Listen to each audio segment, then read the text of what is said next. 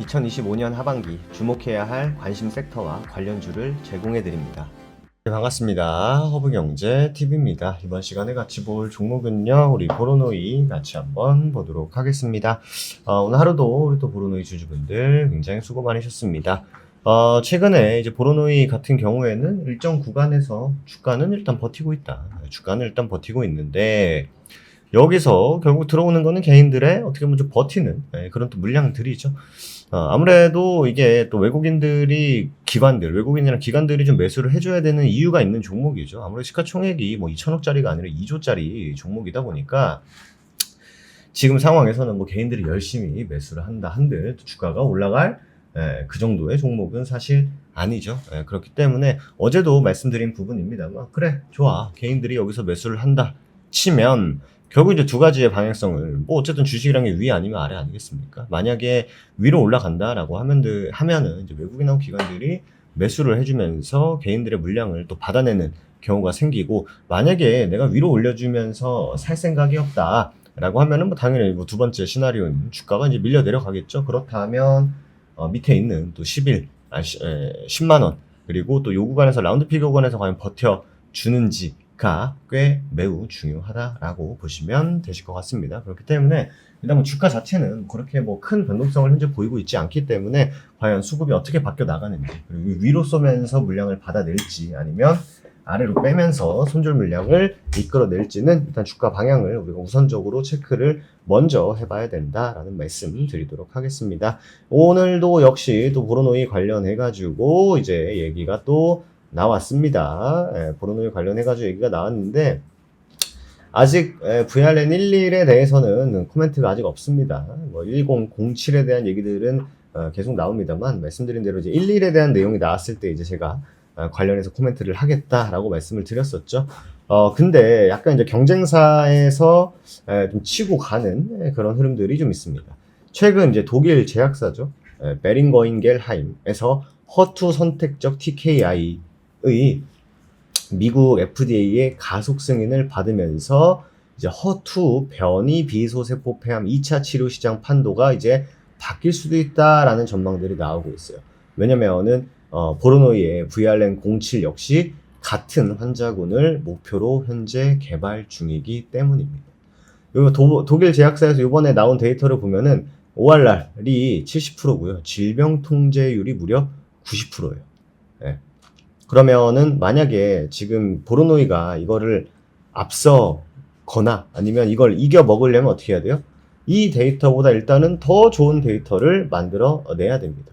즉 VRN07은 이미 자리 잡은 글로벌 대형 제약사와 정면으로 경쟁을 해야 되는 상황에 놓인 거죠. 07이 이제 그동안 내세운 강점은요, EGFR하고 허투를 동시에 겨냥하고 특히 이제 뇌전이 환자에서 약물이 뇌까지 도달할 수 있는 능력이 높았다라는 점인데, 이번에 이제 독일 제약사에서 발표한 종게르티닙 역시 초기 임상에서 뇌 속 전이 암에 효과를 보였습니다. 때문에 VRN07이 진짜 어마무시한 그런 데이터를 내지 않는 이상 뭐예요? 독일의 제약사에 손을 들어줄 수도 있을 거다라는 게 어떻게 보면 좀 우려사항 중에 하나겠죠. 그렇기 때문에 확실히 좀 차별화를 보여줄 필요가 있다. 07 같은 경우에는 이렇게 일단 봐주시면 되실 것 같고, 그리고 이제 10 얘기입니다. VRN10은요, 뭐 일전에도 말씀드렸습니다만 순간 접착제처럼 표적 단백질에 한 번 붙으면 떨어지지 않는 TKI죠. 이런 구조는 결합력이 아주 강한 장점이 있습니다만 뇌로 들어가는 관문이죠. 이 뇌혈 장벽 BBB를 통과하는데 꽤 불리합니다. 꽤 불리해요. 그러다 보니까 이게 분자를 더 크고 물에 잘 섞이는 성질로 만들다 보니까 BBB가 좋아하는 작고 기름에 잘 녹고 전하가 없는 약물과는 이제 거리가 멀어지는 거예요. 게다가 이렇게 크고 극성이 높은 분자는 BBB에 있는 단백질 같은 배출 시스템에 잡히기 때문에 어렵게 뇌로 들어간다 한들 금방 다시 밀려 나간다라는 거죠. 물론 이런 한계를 모르는 건 아니겠죠. 이 한계를 알기 때문에 이 설계 단계에서 조정이 어느 정도 있습니다. 근데 이게 굉장히 이제 까다롭다라는 게 문제죠. 그러다 보니까 이 어떻게 보면 임상 디자인을 변경했을 때 효과라든지 이 안정성에 좀 어떻게 보면 변수가 될 수 있다라는 거예요. 그래서 뇌 질환이나 뇌 전이를 노리는 약물은 보통 비공유 결합 방식을 더 많이 씁니다. 말씀드린 대로 아까 공유 결합이 너무 탁 달라붙으면 어떻게 된다? 빨리 밀려난다라는 거죠. 그렇기 때문에 뭐 VRN 10 그리고 07 역시 어떻게 보면 이제 보로노이가 막 완전 메인으로 하는 거는 사실 11이긴 합니다만 어쨌든 간에 뭐 11만 믿고 갈 수 없는 상황이다라고 하면은 뭐 이런 그 외에 임상 파이프라인들도 좀 긍정적인 부분이 있으면 더 좋을 텐데 일단 뭐 경쟁사의 출현 단순히 출현이 아니라 오늘은 데이터가 나왔는데 나쁘지 않다라는 거 이런 것들이 결국 보로노이에게 어떠한 영향을 주는지 일단 이게 막 우리나라 시장에서 사실 보로노이가 엄청나게 뭐예요? 이슈화가 되면서 막 시장이 완전 중심에 있다라고 하면은 이런 것들이 사실 어떻게 보면 대서특별될 수도 있어요. 하지만 엄청 뭐예요? 엄청 뭐다? 뭔가 이게 막 엄청 그 보로노이가 주도주급 종목이 또 아니다 보니까 시장에서는 뭐예요? 조금 뭐 그렇게 굳이 관심이 없는 거예요 사람들이. 관심이 없을 뿐더러 뭐예요? 별 반응도 안 하는 거예요.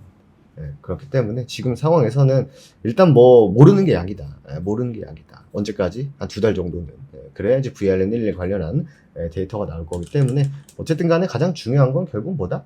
VRN11이 다른 것도 중요하다. 다른 것도 중요합니다만 VRN11에 대한 데이터가 나왔을 때 보르노이에 미치는 영향은 보다 더 클 수 있다라고 보시면 될 것 같습니다. 물론 이런 것들을 안 다뤄드리면 안 되죠.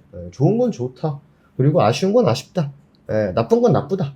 이런 식으로 말씀을 다 드려야 또 여러분들도 판단하시는데 도움이 되기 때문에 말씀을 드렸고 이런 부분들 역시 알고 계셔야 되는 부분입니다. 만약에 진짜 데이터가 나왔어. 근데 객관적 반응률이 이제 독일사는 70에 질병통제율 90인데 이거보다 더 잘 나오면 땡큐죠. 근데 만약에 어떠한 결과물이 나왔는데 이거보다 낮아요. 그러면은 안 좋다. 이렇게 또 판단할 수 있는 거. 그럼 또 발빠르게 또 대응이 되는 거 아니겠습니까? 그죠? 그렇기 때문에 앞으로도 뭐 좋은 건 좋다, 나쁜 건 나쁘다, 아쉬운 건 아쉽다. 라는 영상을 통해서 올려드리도록 할 테니까 여러분들 대응하실 때 영상이 뭐 100% 정답은 아니겠습니다만 그래도 여러분들이 놓칠 수 있는 부분들 또 말씀을 다 드리는 거니까 꼭 참고하셔서 도움되시면 좋을 것 같습니다. 추가로 저희 홍대TV 또 공식 텔레그램을 통해서 이런 또 바이오, 뭐 2차 전지 반도체 관련한 내용들 깔끔하게 다 정리해서 올려드리고 있습니다. 그렇기 때문에 여러분들께서 보고 계신 보로노이 영상 댓글에 보시면 채널 링크 타고 꼭 입장하셔서 이런 내용들 절대 놓치지 않으시기 바라도록 하겠습니다.